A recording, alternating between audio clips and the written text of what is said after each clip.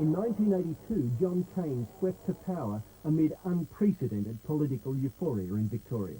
Not only had he stolen the jewel in the Australian Liberal crown after 27 years of unbroken Conservative rule, but he was the first Labor Premier since his own father, John Cain Sr., held the reins in the turbulent 50s. We're in power for the first time for 27 years. And we can do things in this state. I would like to see the ordinary Australians really get what they need. The campaign that brought John Cain to office hinged on the simple slogan, John Cain to Victoria. It had targeted waste and inefficiency in the Liberals as a key theme.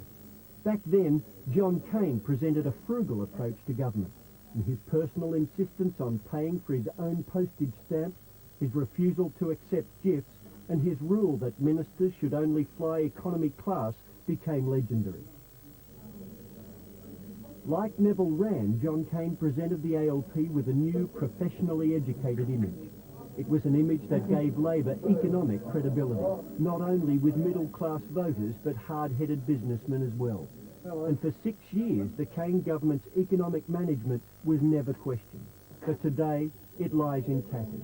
And John Cain's demise as Premier came, as tragically ironic as it may seem, with the Cain government written off as a wasteful spender. If there was one action that showed that John Cain and his team could inject new confidence into the Victorian economy, it was the salvage operation they mounted for the Alcoa aluminium smelter at Portland. When Cain came to power, the billion-dollar project was in mothballs, and Cain immediately set about resurrecting the project at a personal cost of hundreds of hours of face-to-face negotiations that made the government an equity partner. But this smelter is much more than just a monument to technological skill.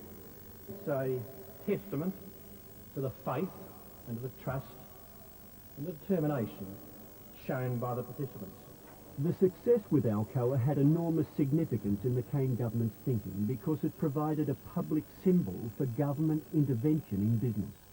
All the early budgets featured increases in capital works for new schools, new police stations and hospitals that would kick-start the economy. And behind the scenes, the Cain Brains Trust was carefully formulating a 10-year economic plan that gave the public sector a much greater role in the running of the state's economy.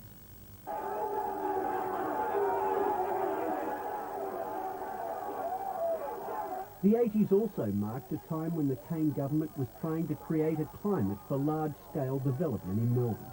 And the government pushed ahead with that, even when it alienated sections of the union movement and the Labor Party itself through the deregistration of the Builders Labourers Federation. When we came to office, there stood on that skyline one solitary, lonely train. Look at the skyline now.